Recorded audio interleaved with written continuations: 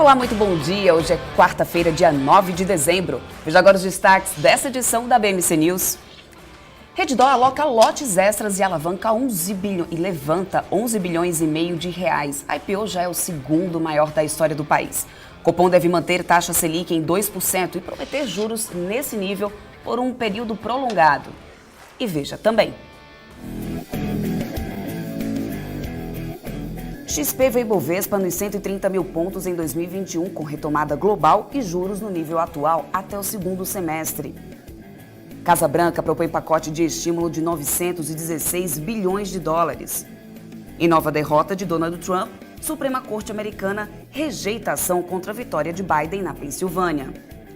Tudo isso e muito mais, agora, na BMC News.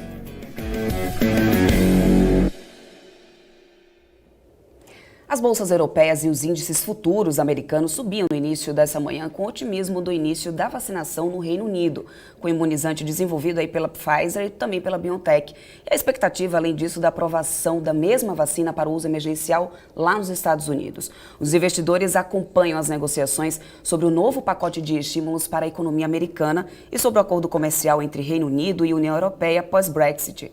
O primeiro-ministro britânico, Boris Johnson, deve viajar nesta quarta-feira para Bruxelas, onde se encontrará com a presidente da Comissão Europeia em uma nova tentativa de garantir o acordo comercial.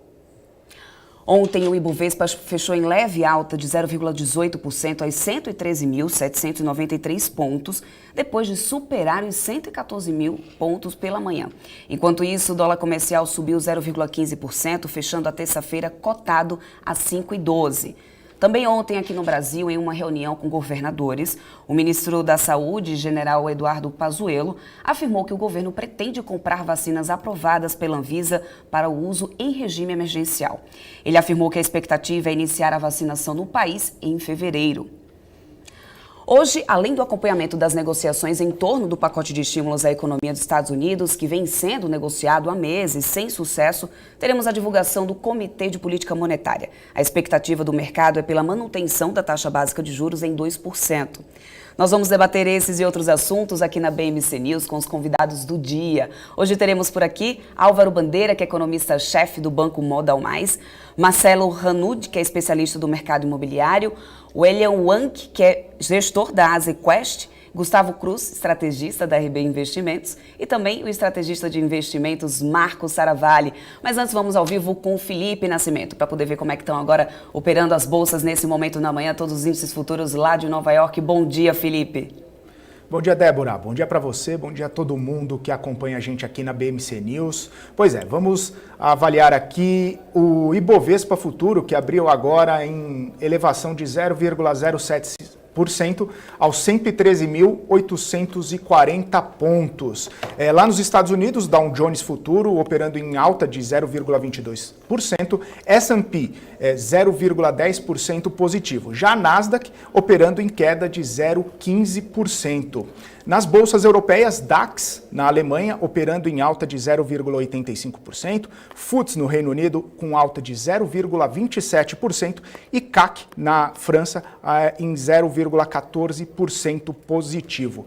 O dólar agora operando em queda de 0,25%, cotado aí a R$ 5,10, Débora.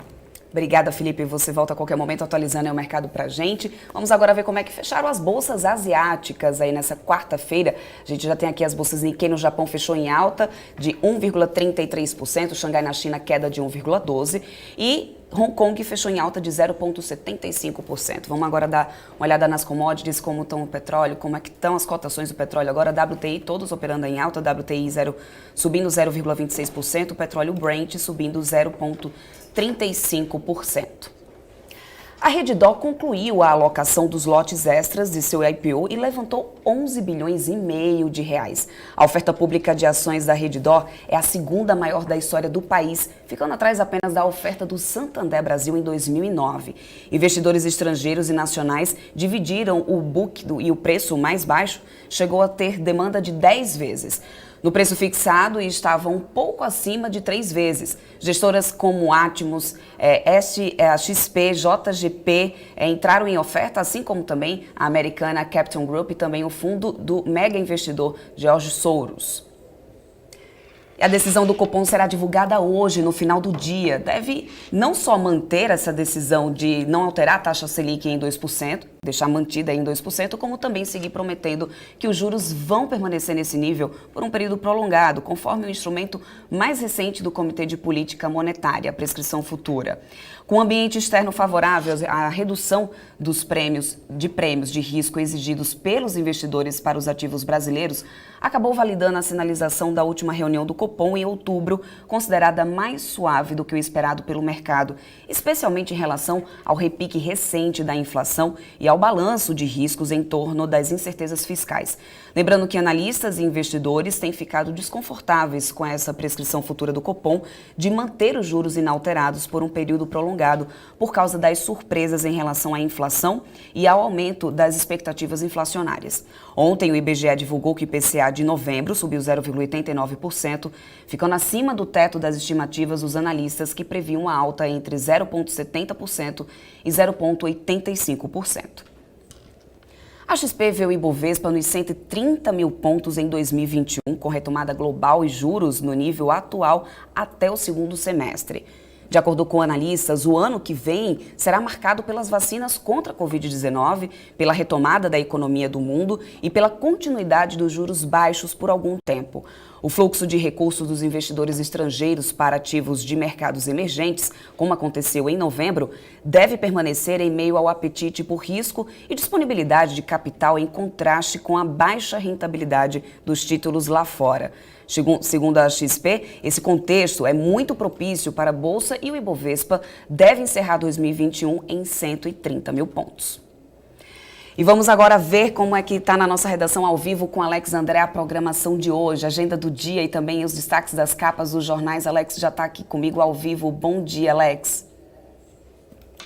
Bom dia, Débora. Bom dia a todos que acompanham a BMC News. Hoje o principal dado, Débora, vai lá para os Estados Unidos. O nosso dado é a oferta de emprego por lá. A gente tem uma expectativa de uma criação de 6 milhões e 300 mil ofertas de emprego no mês de outubro. Esse dado vai sair meio-dia aqui no horário de Brasília. Débora. E os destaques das capas, o que você separou para hoje, Alex? Nossos destaques nacionais vai para primeiro. O Valor Econômico coloca como principal manchete: Redditor entra na bolsa avaliada em 115 bilhões de reais. Folha de São Paulo coloca: Pazuello prevê 60 dias para aprovar qualquer vacina. Estado de São Paulo coloca que Pazuello bate boca com Dória e contesta vacinação por estados. Agora a nossa capa internacional vai para o Financial Times hoje, com essa principal imagem, não só rodando o Financial Times, mas todos os jornais do mundo, com a vacinação no Reino Unido e também com a expectativa de vacinação nos Estados Unidos e também aqui no Brasil, prevista aí em fevereiro. Débora. Muito obrigada, Alex. Eu aguardo você aqui com mais notícias aí durante toda essa manhã. Obrigada, tá bom? E o governo Trump propôs um pacote de estímulos de 916 bilhões de dólares na noite dessa terça-feira. De acordo com o The Wall Street Journal, no pacote estaria incluso uma proteção de responsabilidade para os empregadores, outra rodada de pagamentos diretos aos americanos de pelo menos 600 dólares por pessoa e ajuda aos governos estaduais e locais. A oferta da Casa Branca, anunciada em um comunicado do secretário do Tesouro, é uma alternativa ao pacote do líder da maioria republicana no Senado, que disse que qualquer auxílio este ano deveria abandonar itens como a proteção de responsabilidade, cheques de estímulo e também o financiamento dos governos estaduais e locais para favorecer os custos para a distribuição das vacinas, prestadores de cuidados de saúde e também pequenas empresas. Um grupo bipartidário de senadores está trabalhando em um pacote de 908 bilhões de dólares. O Congresso americano deve aprovar uma resolução contínua para financiar o governo por uma semana após o dia 11 de dezembro, dando mais tempo para as negociações do auxílio.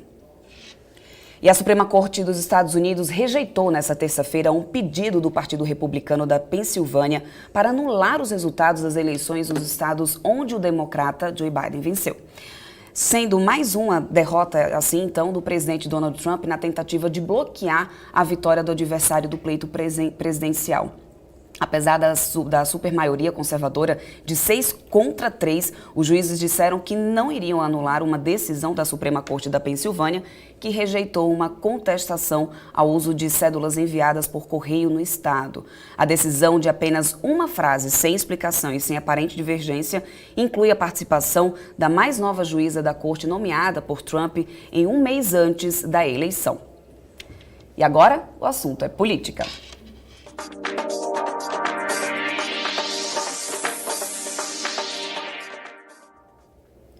Bolsonaro afirmou nas redes sociais que vacina contra a Covid-19 é para proteger a população e não para fins políticos. Em mais uma crítica indireta ao governador de São Paulo, João Dória, o presidente escreveu no Twitter, #, o Brasil disponibilizará vacinas de forma gratuita e voluntária após comprovada a eficácia e registro na Anvisa.